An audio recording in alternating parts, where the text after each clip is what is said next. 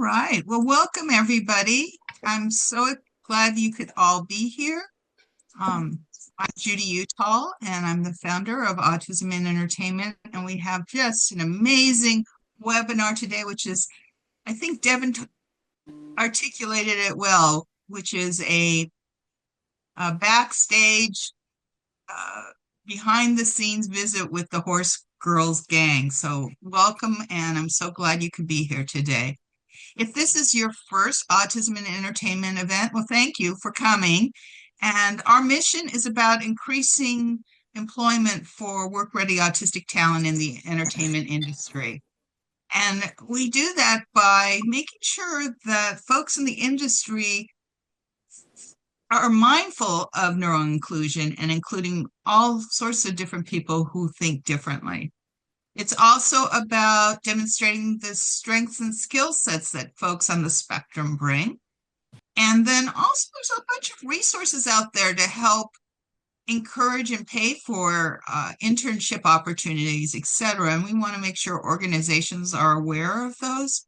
And finally, nobody's career is the same, and you're all on journeys of your own. So we want to help you navigate your career path or see how others have done it. So today's webinar is just a great way to see how the journey of at least a couple other folks of ours who have been part of Autism in Entertainment, attended the conference, etc., and how they have moved along on their career.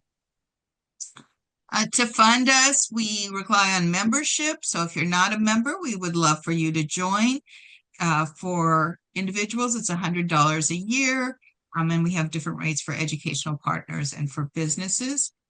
We've just recently introduced a bunch of new programming for members. One is You Better Ask Paul. Paul is a veteran filmmaker. He had spent 24 years as an executive VP at Warner Brothers, and he's leading a monthly discussion with experts in the industry. So we had one last week with Mike Young and Andrew Ainsworth from Exceptional Minds. And it's not a webinar, it's a discussion. So basically, if you have questions about your portfolio, how to approach someone, all sorts of things, that's what You Better Ask Paul is about. Our next one is going to be on August 11th, and this is a members only event. Another member only opportunity is our new talent book. And I'm going to stop sharing for a second, and I'm going to share my screen again. And we're going to go visit the website. Let's go to Autism in Entertainment. So the talent book was created to allow for our talent to make themselves available to each other and to people in the industry who are looking for neurodivergent talent. So you have to log in, which you get a login when you become a member. And so this is the talent book, and we have over 15 or so individuals. I'll bring up Gustavo as an example. And this is a way of sharing your portfolio, your mission, your experience, etc.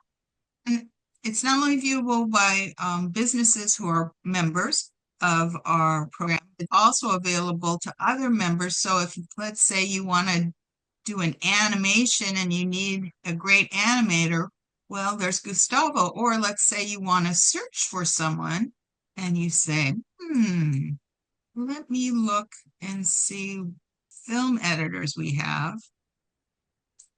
And then all 4 of these filmmakers show up, and then you could, if you want to contact, say, Brad, you would look at Brad's background, and there's a contact button there. You would just click, and then you would be emailing to Brad.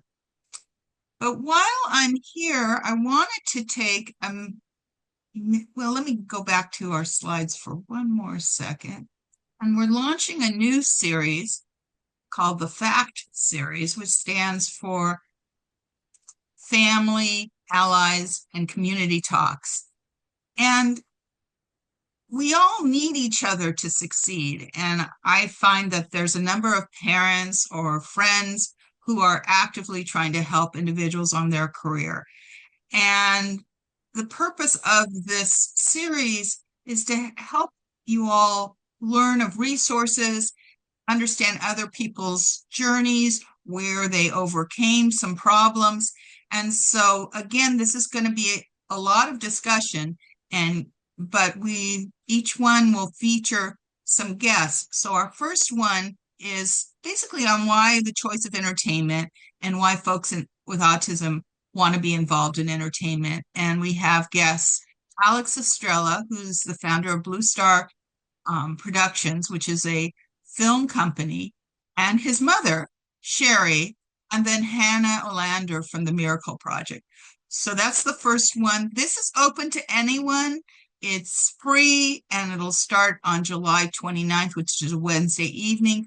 The second one, we're going to feature a game designer and animator, Josh Bass, and his mom, Diane, and Catherine Wells from Exceptional Minds. And then the third one, we're going to have Tyler Berman, who's a voice actor, and Kathy McCauley, who is with Spec Labs and is Tyler's mentor.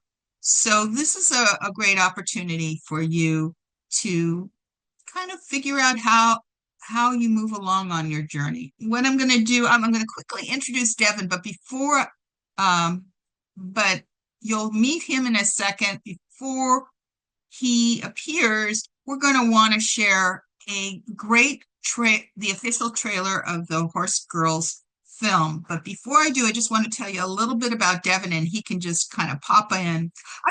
I've known Devin for over 4 years now, and he is just such a remarkable gentleman. Not only does he have a degree in music and liberal arts from Whittier College, but he has a master's degree from USC in education. I met him through his work with Zavicon, where he is the recruitment and communications coordinator. And if you've worked with Zavicon, who's one of our employment partners, then you will have likely met Devin. But not only that, Devin is a performer, and he's been in a number of shows associated with the Los Angeles chapter of Epic Players. And I'm excited that he is going to be moderating today's panel. But before that, I wanted to quickly share.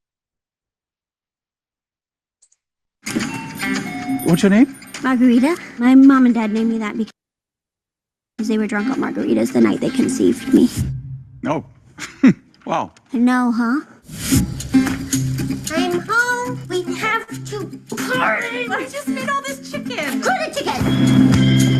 I need you to start thinking about getting a job again. No, thank you. Just because I care about you. I love you. I love you. Mom, can I ride a fake horse? Keep it tight, guys. Keep it tight. Yeah, sure. That's sick. Can I help you? Can I? Can you what? Can I join this horse class thingy? God damn it! Well, there you go. What are you doing here, Red? Well, most people think a room full of dance team wannabes is something to make fun of. I think that's kind of sad. Have a nice day. I hate having a job. Like, I don't want to have to wear hard pants and smile at people for money. But we have to do it. That's what being an adult is. Felix, go with her, please. Roger. I thought his name was Hank. What are you gonna do when I'm not here to help? I'm an adult. Start acting like one. Ladies, we are officially competing in this year's sectional. 6, 7, 8, leap.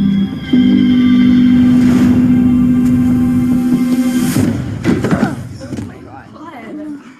Hey, walk it off, Red. She's fine. She's fine. You've no idea what it's like to watch people just pity her. Are you scared? I'm scared of leaving you behind. All riders competing to the gym. The world is very good at making people feel small. You're not afraid to be yourself. You look so grown up. I am grown up.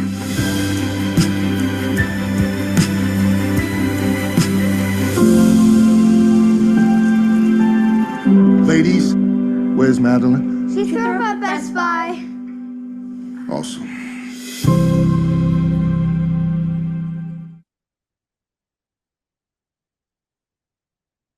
All right.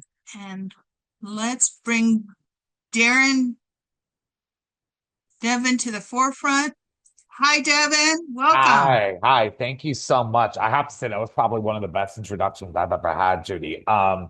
First of all, thank you all so much for taking time out of your busy schedules to attend today's webinar. I know some of you are probably taking your lunch breaks right now as well, but we appreciate it. As Judy mentioned, my name is Devin Morrissey, and I am today's moderator of this webinar.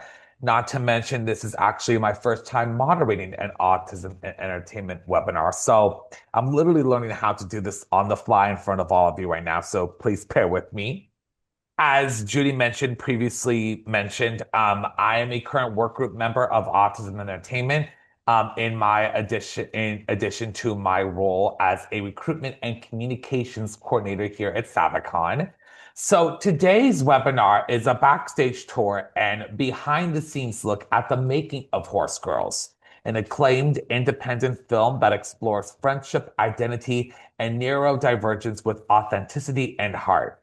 As you just saw in the trailer, Horsegirls revolves around a young autistic woman named Margarita, a horse enthusiast who wants to pursue her passion of hobby horse gymnastics while also dealing with life issues, including finding employment and having her mother deal with medical issues.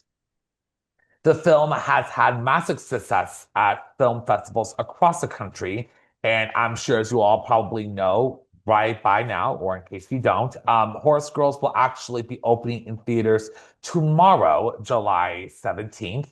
We are delighted to have five members of the cast and crew here on this panel who have worked so hard and so tirelessly and effortlessly to make this film a reality. So I'd actually like to start today's webinar by having each of our wonderful panelists introduce themselves. So if you five will please do so. Hello, I'm Lauren Meyering. I'm the writer and director of the movie. Hi, I'm Lillian Carrier, and I play Margarita, the lead character who's autistic in the movie. Hi, everybody. I'm Michael Sherman. I'm one of the producers. I think if we can we get Mackenzie up here as well, Judith, please? Yes, Mackenzie, there you Thank are. you. Thanks. Hi, I'm Mackenzie, one of the producers, and worked on the script with Lauren. This is Marguerite, what the character's based off, Margarita. Oh my gosh, the inspiration. I love it. And then Chloe, would you like a chance to introduce yourself quickly? Hi, I'm Chloe Estelle. I was the Autism Sensitivity Coordinator. All right, fantastic. Well, listen, it is a true pleasure to have the five of you here today. I know that your lives have been pretty crazy these past couple of days, especially with all the film screenings that you guys have been attending and are going to continue to attend, getting ready for the opening tomorrow of Horsegirls, which is so exciting. So we're gonna just start this off by kind of starting where every film starts, and that's really the beginning of the filmmaking process. So, Lauren, my first question is actually for you. How was the idea of Horsegirls started, and where did this idea come from, and what was the inspiration?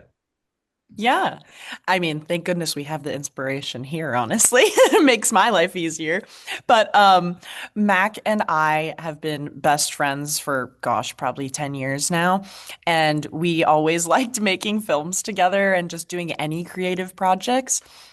And we each had actually separately seen a viral YouTube video about hobby horsing, which is funny because now I feel like with TikTok and everything, there's been a lot more viral clips, but this was back in 2018.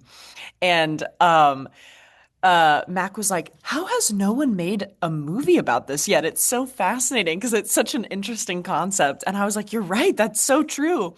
And she was like, I have been trying to think of like, concepts and things like that.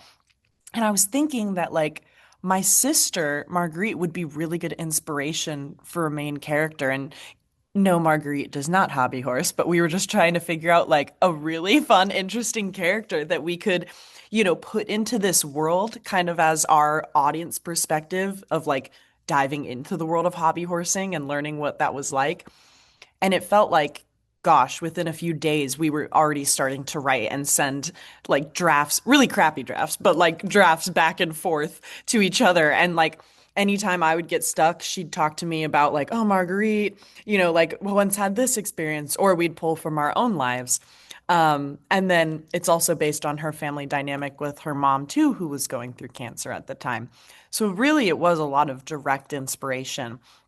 And by the time Marguerite came out for one weekend and I got to hang out with her, it was like, oh, this whole thing's coming together. It was so easy to finish off the story from there. So that was kind of the conception of it all. I love it. It's the real world scenario that is so important in today's movie making and the magic that comes from it. I like to always say that the best kind of films are the ones that are most authentic and raw. And the fact that we even have the inspiration with us today, Marguerite, is super awesome. Was there a Absolutely. specific moment, Lauren, when you realized that this story needed to become a film right then and there? I think, honestly, to be perfectly candid, it was the first script I ever finished, which is so funny because I think up until then, I'd written a ton, but I don't think I'd ever actually typed the end on any of these scripts before because I would either lose excitement or momentum or get lost.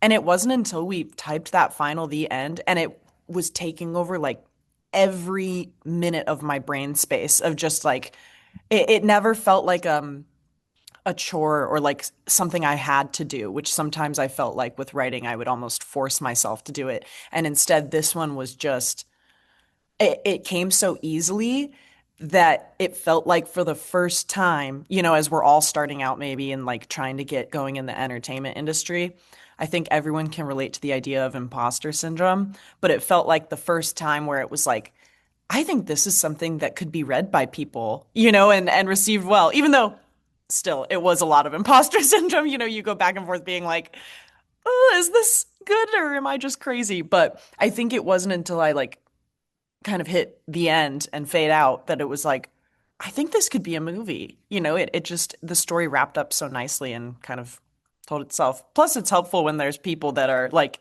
can I read drafts of it? Like sharing it with the Breeden family was so helpful too. Just getting Exactly. those voices involved. Exactly. So why keep it to yourself when you could share with the whole world pretty much? Absolutely.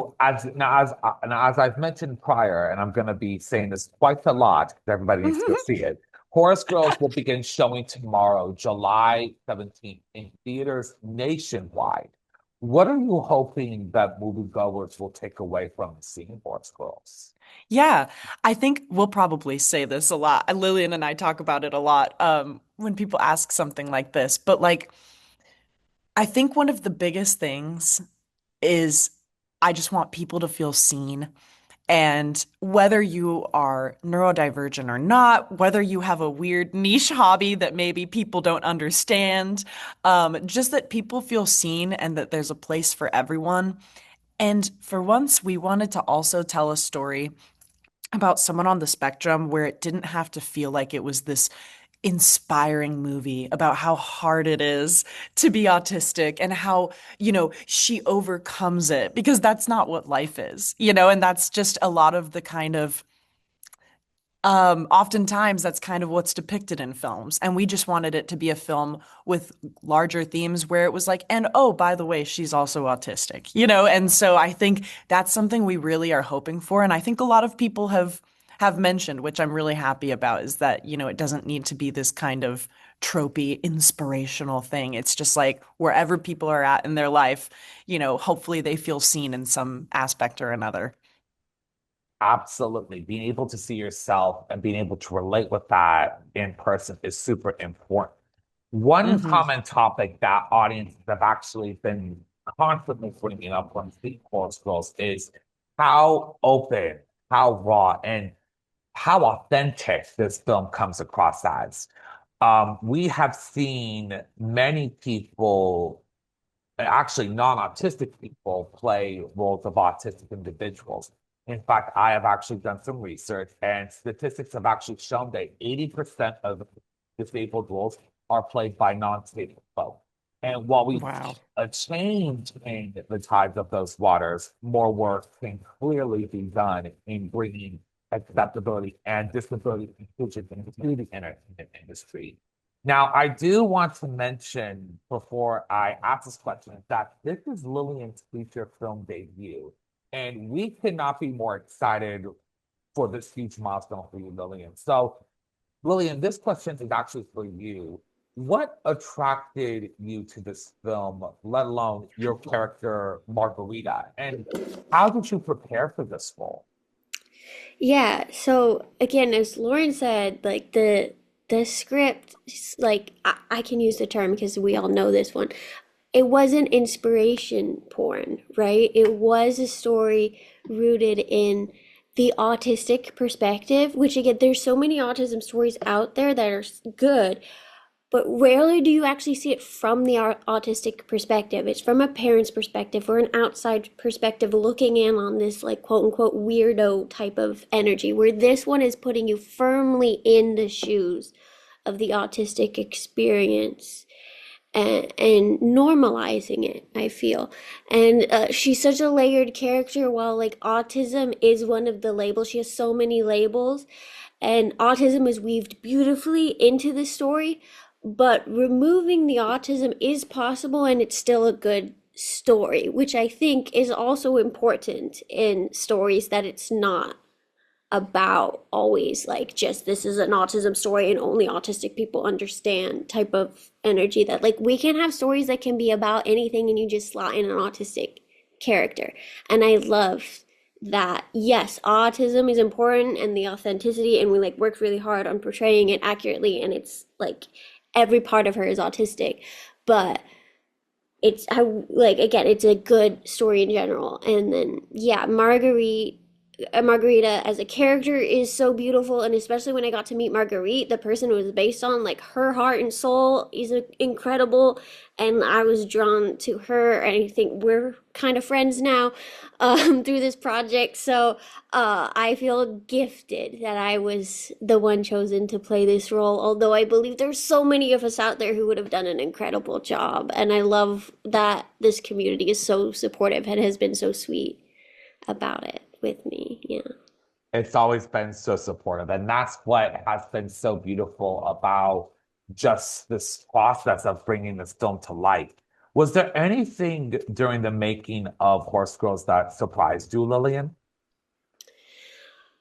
I mean, I knew this was going to be a challenging project going in, but I mean, surprising is such like there's just so many things in film that just like you can't predict anything. And, like every day to me is like a shock of like, oh, now we got to figure this out.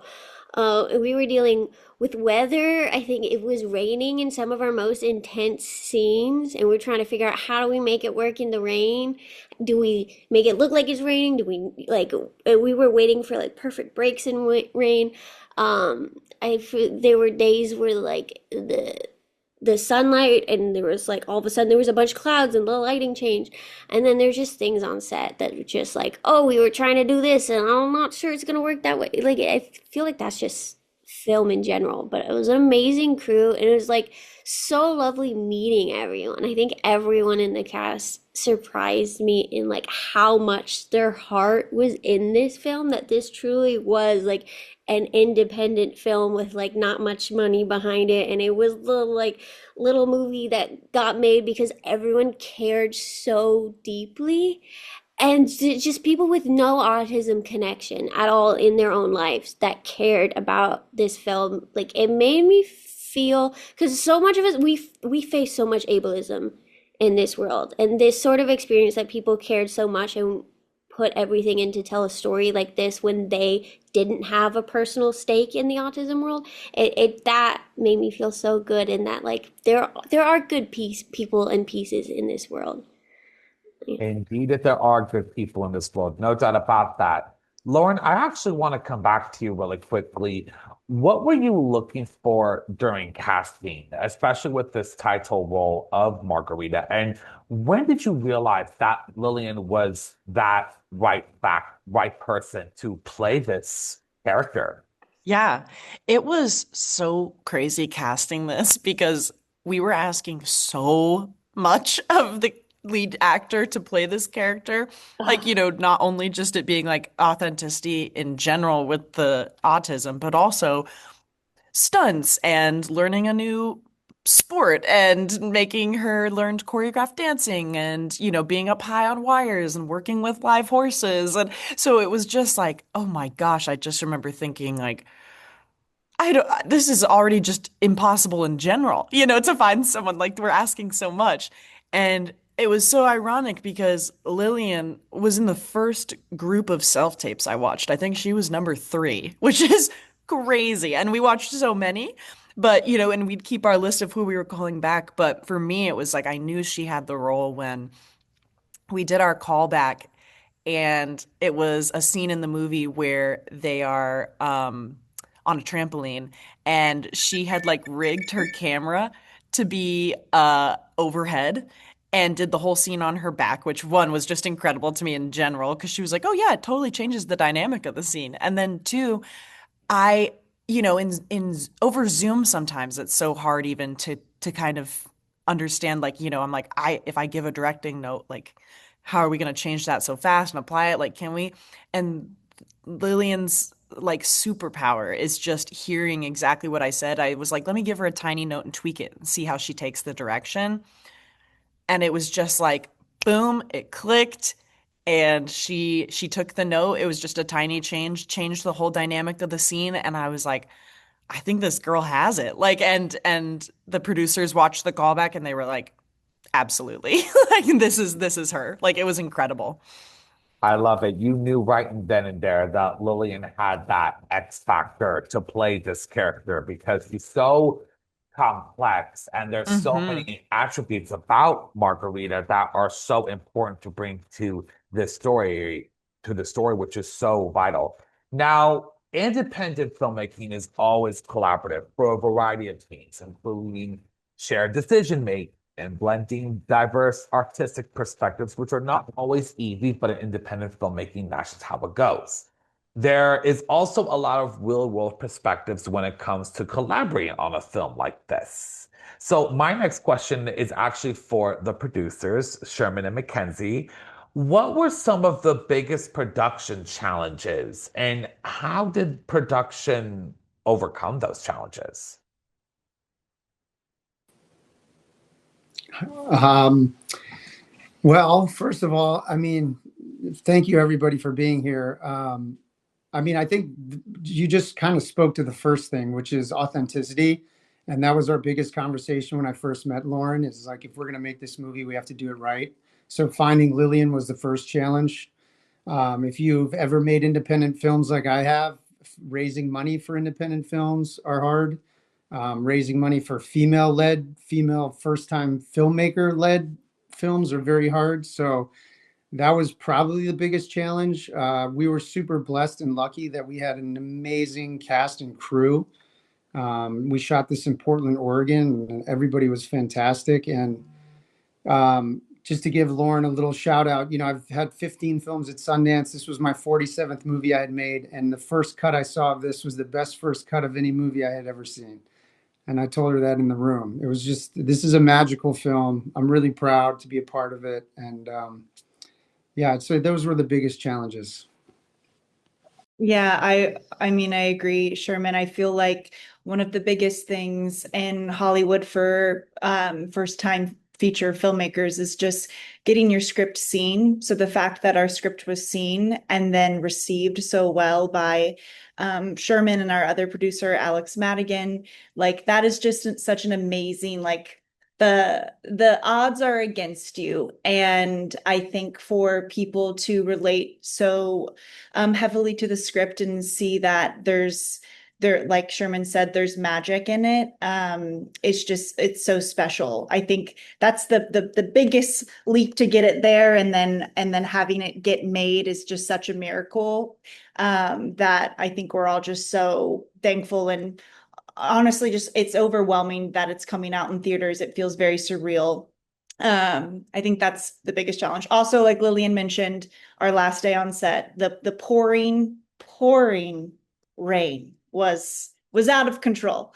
Living in LA, we don't get that. And then, we're up in Portland, and it was a downpour. But we pushed through it, and we have the ending of the movie, and it's sensational. So everything works out. Think it just goes to show that there's truly no business like show business. If you run into a challenge, whether it's the rain, the horse is acting up, you just got to continue with it. And you got to do what you got to do. Couldn't be more accurate about that. What excited the both of you about this particular project? Because I know that this particular project is very personal. For me, the script was incredible. Alex Madigan, who's not here, the other producer, she sent it to me and I read it and I just fell in love with it. And, for me as a producer of independent films, you really have to love something to get involved because it's time consuming and, not much money for all of us in this game. And just to speak to what Mackenzie was just saying, like the fact that our movie's coming out in theaters is like an incredible accomplishment, seeing as what our industry has become over the last couple of years. So that's a blessing in of itself. But the script just drew me in, and I met Lauren, and then again, like we found Lillian, and there's a lot of unknowns when you go into these movies, but somehow, some way, if you can put the puzzle together, it always looks beautiful when it's fully finished. So again, I'm grateful, lucky, happy. I'm so excited for people to see this film. I think it's such a beautiful film. My 3 markers: laugh, think, and cry. You will have all of these emotions, so enjoy it. Fantastic. And Mackenzie, is there anything that you want to add? Yeah, I think, since I was on the very beginning of this with Lauren, I think when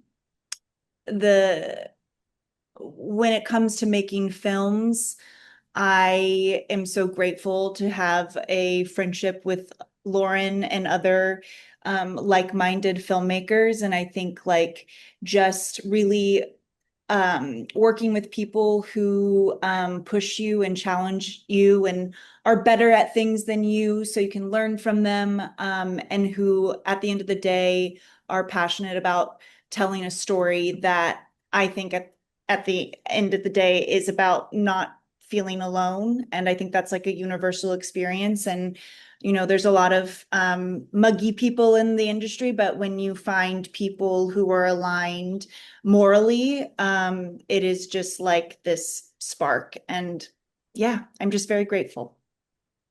Yes, I'm so happy to hear that. And I just want to sort of remind everybody really quickly, if we have time, because we only have 25 minutes and we have a hard cutoff at 1, we do want to try to get in a Q&A session. So if there are any questions that you may have, put it on the chat, and hopefully we will have time. When Lauren brought you this project, Sherman, how did the team make sure to stay true to the vision of this film? Well, I think the way you make films with first-time filmmakers is you have to trust them. And I think you could tell by her script exactly what she wanted to accomplish. And Lauren chose an incredible cinematographer who was the first woman to win the Emmy, Natalie Kingston. And you'll see the beauty of it on screen. And I think that, to me, that's like the biggest partnership. And then my job is just to be a guide and support her and try to make sure that I am there when she needs me and I'm there when she doesn't. And it's kind of how I produce. I'm not there to start fires. I'm there to put them out. I love that. And then what advice would you give to aspiring independent filmmakers? Because I feel like we are coming up on a new generation of independent filmmakers. And I know that there are a lot of them out there that are trying to figure out how they can be in this industry that you are all a part of, but they may not know how to get started, let alone their foot in the door?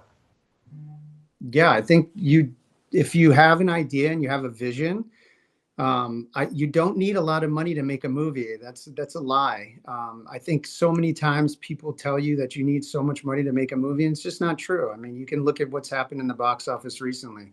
I think you just have to execute it. You have to find some people that believe in the same thing you do, that'll put the sweat equity in and work hard together to try to make something amazing and get it out there. I mean, the hardest part is getting it out there, but I think you got to follow through with your vision, however small it is. You could have been in the pandemic making Rear Window in New York City if you were just filming on your iPhone. I mean, there's so many ways to make movies. And Mackenzie?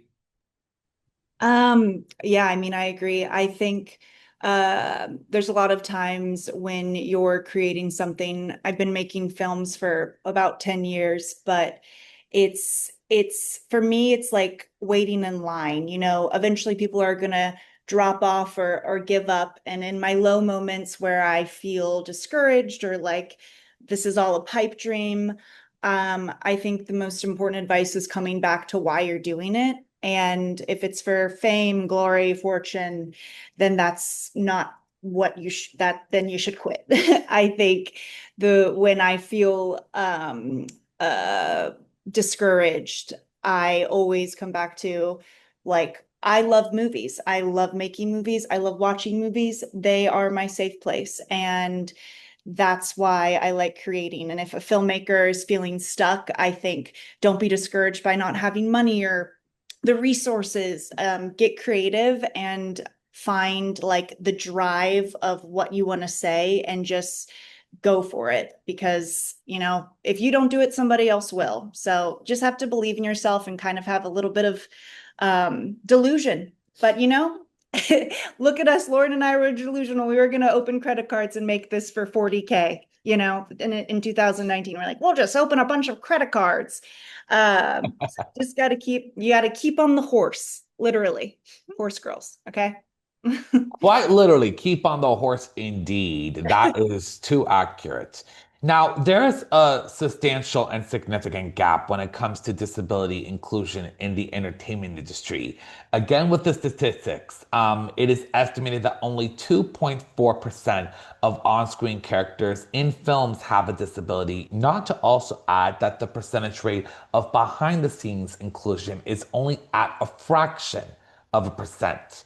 Now, a lot of people, especially in the entertainment industry, they really only talk about disability inclusion. But Horsegirls, it really walks the walk. Chloe, in addition to being Lily's twin sister, you played a pivotal role in the making of Horsegirls as the film's autism sensitivity coordinator. Could you give more insight to what your role actually does?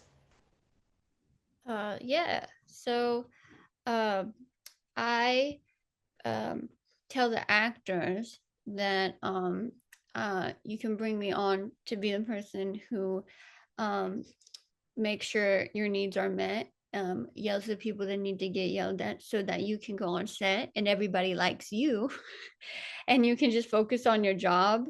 And so and then I tell the movie, not that.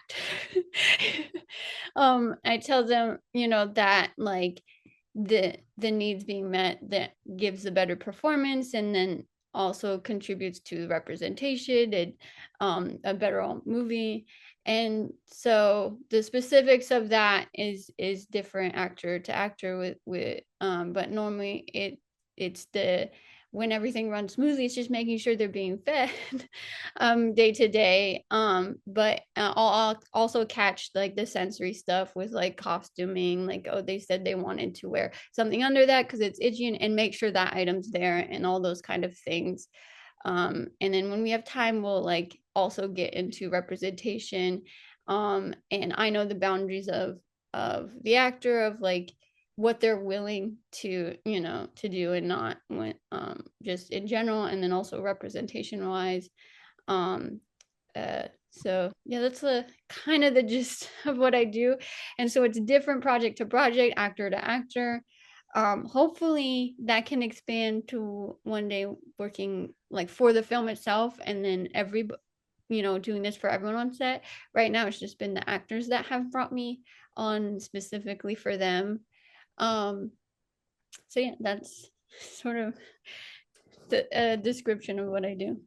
Well, it's a really important description of what you do because a lot of films don't necessarily have that, especially in mainstream films right now, where they're starting to get to including more neurodiverse people, but we have a long way to go. We could ramp it up a little bit.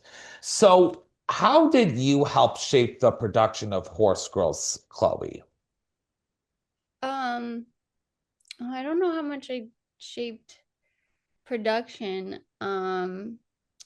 But like I made sure like I fought for things to make sure that Lillian was comfortable and had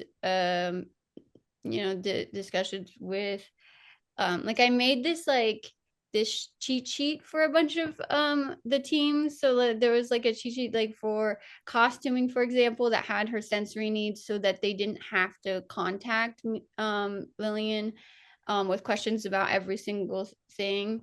So it had like the type of clothes that she was willing to wear, not willing to wear, and some of the like ways to problem solve around that. And same thing with like the people who are making the food. I sent a list of her dietary restrictions. So I did that at the beginning and then had like printouts of that if we like were at different locations or different so I started there and then like as things came up had conversations. So I don't know how much like that shaped production, but just made like a smoother experience. And a really good working environment and a very important working environment that really is accommodable to each person's needs. And that's something that we spoke about, I think actually yesterday, Chloe, that a lot of major film studios, they're starting to build towards it, but like we mentioned earlier, they could really dial it up a bit. Now, Lauren, how did Chloe's involvement influence Horsegirls? Yeah, I think, well, one thing that I don't know, it was one of those things where I didn't realize it's so obvious, but filmmaking is there are so many elements you have to worry about, and I'm saying that as a director, but then also you forget, along with that, also for the actors, there's so many elements they have to juggle. And I think even though it seemed obvious, I didn't realize it until on set in the moment when Chloe would come and like say something. I was like, God, this is so important because Lillian is having to juggle so much, let alone be present in a scene and have her lines and, just like knowing this blocking and marks and lights are bright and there's a ton of people and it's hectic. And I can't even imagine like if she also had to be the one advocating for herself, and like it just adds a whole other element that I stupidly like didn't realize was so necessary until we were on set. I'm like, of course, it's a no-brainer, And so just having those things where like, even for example, I remember like there's a scene where Lillian, it requires her like bathing someone. And like she was like, just keep in mind, like Lillian's hands have been very like wet for a long time. And it's things like that where I'm like, oh my gosh, didn't even cross my mind. But that's something that can be like a sensory thing for Lillian that's, could end up distracting her when it's a scene that she needs to be really present for. So it was things like that where I'm like, it's all the little things that make a huge difference. It's not like, I agree, because Chloe was like, I don't know how I shaped the production, but I'm like, she shaped it in all the little ways. You know what I mean? So that it was all one big, perfect amalgamation of just being able to provide what Lillian needed amidst the chaos of making a movie, which asks so much of people. 100%. And I think what is so important is, again, we continue to advocate the accommodations on a set, which is so incredibly important. Now, it is no surprise that Horsegirls has been super embraced by audiences across the country. It had premiered at the Tribeca Film Festival last year, actually, and was met with critical acclaim. So for all of you what was the most surprising to you about the response to Horse Girls? Because I'm pretty sure all of you were kind of blindsided by this positive reaction that the film has been getting. I can go first because I'm unmuted. I'll just make it easy. I think I was there's so many fears you have, obviously, in that, like, I think one of my biggest fears actually was like how the mom role would be received, because it was something that you really, really, really want to do right, and that like her biggest strength could also have been her biggest flaw, the character, and even from writing it on the page, her overprotectiveness. I never wanted it to feel like the character of Sandy, the mom, was like being over the top or ableist or anything like that, but just always coming from a place of love in the way she was doing things, even if it meant some more dramatic, like harsher moments. And I remember thinking, oh, maybe it's just me. And then I remember Gretchen, our actress who played Sandy, even came to me and was like, I'm scared I'm coming off like a villain, and like, and I remember being like, this is a tough balance, because I wanted it to stay true to how I wrote the character, but at the same time, hearing her voice that made me super nervous. And so my biggest fear was just that maybe people would walk away being like, oof, like that was tough in that way. But instead, I haven't seen a single person comment on it being as something that like turned them off from her character or the movie. It's just been such a relieving feeling, because that was never the intention, but you wanted it to stay true to how you wrote it. And so I was so glad at the end of the day that it was like, no, people are like sobbing, at the end of the movie, and loving it, and especially the emotional reactions. You get so desensitized when you've worked so closely to it and watched it 100+ times, that when you hear the sniffles in the audience every time, you're like, oh wow, we made something emotional. This is so great.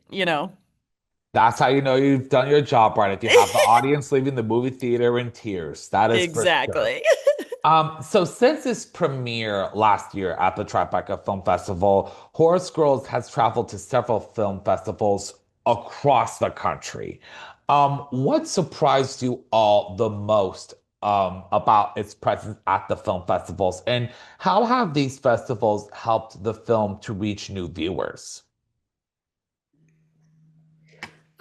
So for me at the festivals, um, so I won a big award of Best Outstanding Performance, which is like over all of the films at that festival, gender not included, like Best Actor.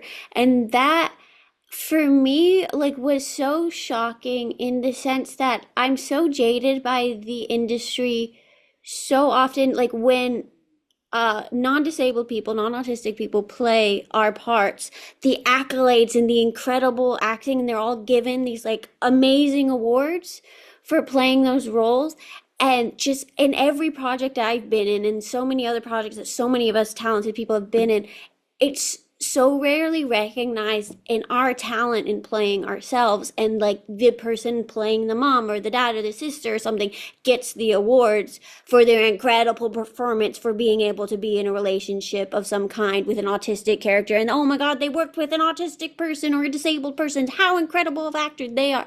So that's, I expected that, and to actually be the one getting the accolades and the acknowledgement, and like so many reviews actually saying that my performance is the one that held the story together and was so important. I feel like we've turned a corner in representation and understanding the skills that we do bring to characters, and acknowledging that this is acting even when we're playing our own type. And that you do need incredible skills to act, and we are talented people, and that to me has been incredible to experience in the festival circuit. Well, I think that it's a no-brainer you got that award. Let's just be real. I think that it's no-brainer at all. Just from what I have seen with the few clips I've seen from Horse Girls, you're so beyond deserving of this. Now, as mentioned earlier, and I'm gonna keep mentioning this again and again and again and again, Horse Girls premieres tomorrow. You heard me right, tomorrow. July 17th in theaters all over the country. As the entire cast and crew gets ready for its theatrical run, I have some questions for the entire panel. And the first question I actually want to start with is, what was your favorite memory from production or the making of Horsegirls?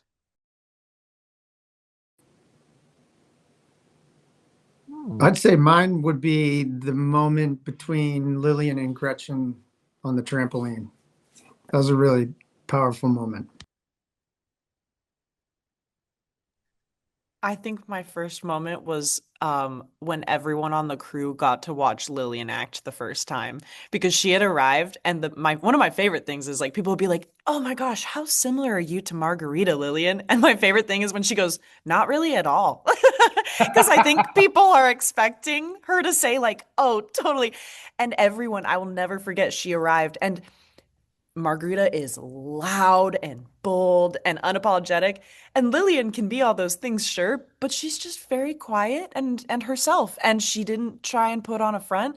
And I remember even my first AD coming up to me going like, can she do this? And I was like, just wait, just wait. And like literally she walked into the Halloween store. It was the first scene we filmed.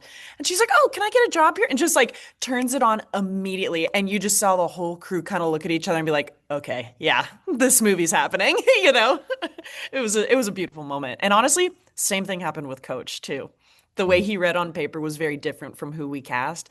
And that felt like the hidden gem as well when people got to see him. I remember my boom operator turned to me and was like, "I never would have guessed this guy to play Coach. And this is the only Coach I can see now," you know? So I think really look out for those two performances. It was pure magic being on set, getting to watch everyone else see the magic that we witnessed in the audition room. I think for me, it's like, it's nothing to do with like the actual film itself. Like we were doing a night shoot and I think we all just ran out of energy and we're so exhausted. And Sherman being the producer going like, "I need to get us all back on track." He was wearing this giant like pink puffer coat that the crew has decided like designated like the worm coat, and he just started doing this wiggle like worm dance that just got us all like laughing and back in a silly mood. And we put on music and just like got that like energy back. And then Crafty came out with a bunch of like warm cookies and milk to get us just like more comfortable. We got that little sugar rush and like we were able to get back into filming and feel that. And I feel like those were my favorite moments, when we just came together and we're like, we're getting through these tough stuff, because some of these scenes are so hard to get through because of the emotional toll it takes on us. And I think those moments are so important to have on set, to be like, "Guys, it's just a movie, let's get back to silly gooses." And yeah, so that's one that sticks with me. Exactly. And then what is one thing that you all hope that audiences will remember after Horsegirls ends and the credits roll?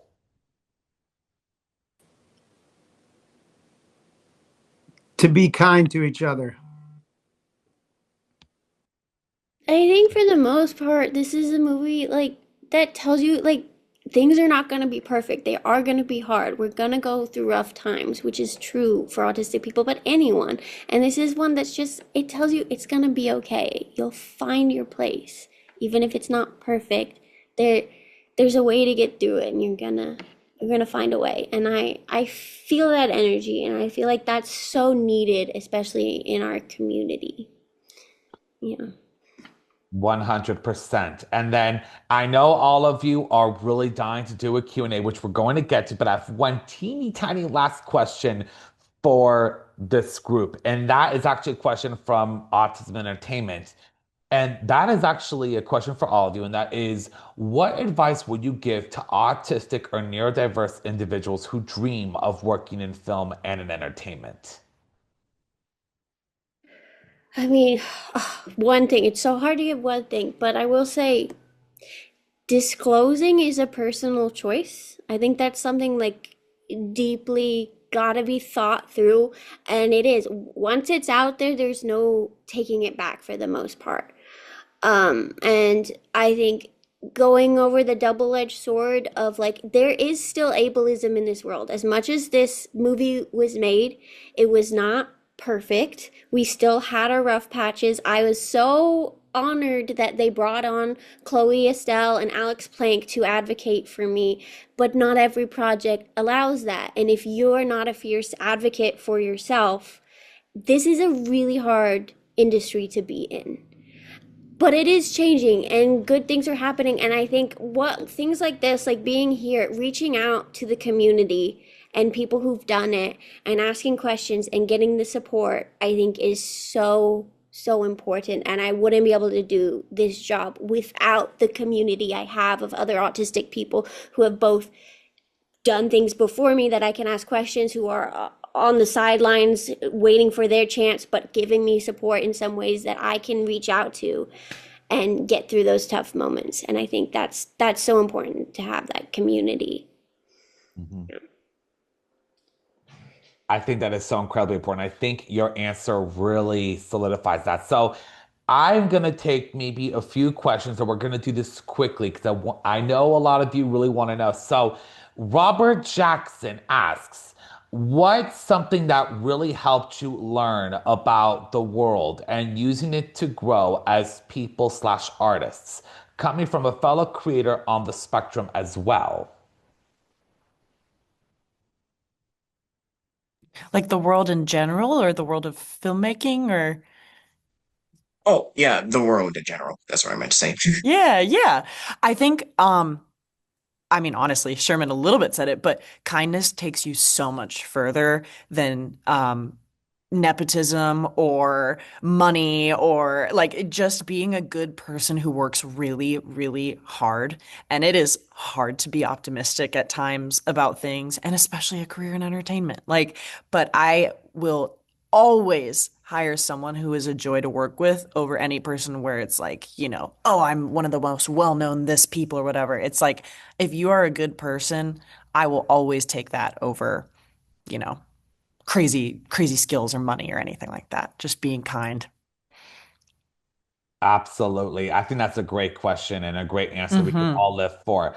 Another question from Michael Levine. How did you go about raising money for Horsegirls? Well, that's a long story.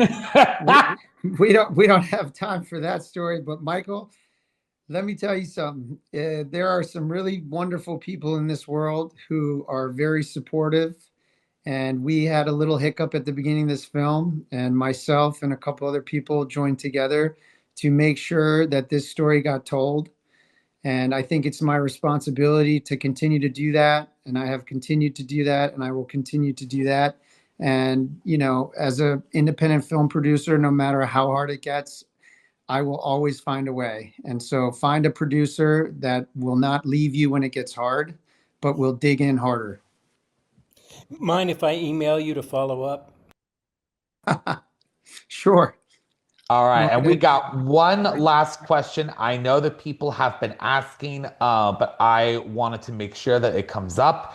And that is from, I had it. Here we go.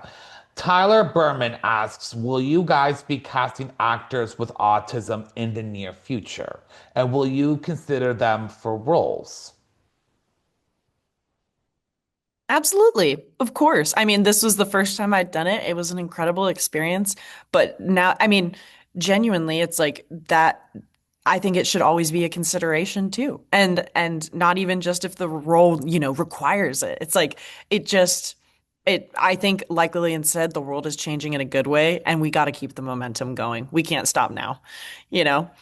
But absolutely. Absolutely. We got to keep that momentum going and we got to keep the train moving Yeah. at full speed ahead for sure. Yes, sir. Well, listen, I have to say our biggest thanks to Lauren, Lillian, Sherman, Chloe, Mackenzie, and Marguerite, who we cannot forget for taking the time out of your busy days to even be a part of this panel and to be a part of this webinar. As mentioned one more time on this webinar, Horsegirls premieres tomorrow, July 20th. July 17th. It should also be noted that there's actually going to be a special screening on July 18th at the Limo Theater. I'm so sorry if I butchered that name, Judy. Limo Theater in North Hollywood. And so that will actually be happening tomorrow. We thank you all so much for taking the time to attend today's webinar. Again, if you guys are all at all interested in attending our next webinars, please make sure to take a look at our website for more information. So, Judy, is there anything that you want to say before we wrap up? Thank you Well, to I you, wanna- Devin. Thanks for your Yes, thoughtful conversation. Thanks to you. that's what I wanted to say. This was Devin's premiere as a moderator, and A+ to Devin. Fantastic job. Genuinely one of the best. It was really one of the best webinars that we've had. And I think we put this all together in less than 10 days. So there were some typos along the way, which some people here know about. And, but it was a great webinar, definitely worthwhile. We thank everybody. We hope you go and see the film. And thank you, we had a great turnout here from the Autism and Entertainment community. And so thank you again. But Devin, A+ job. Thank you. Thank you. Thank you, Judith. Thank you guys Thank you, so everybody. much. Thank you all so much. We'll see you at the next webinar. And again, our go see Horsegirls premiering tomorrow in theaters. Thanks again. Anytime. Great hours spent by all of you. Thank you. Thank you guys Bye. so much for having us. Appreciate it.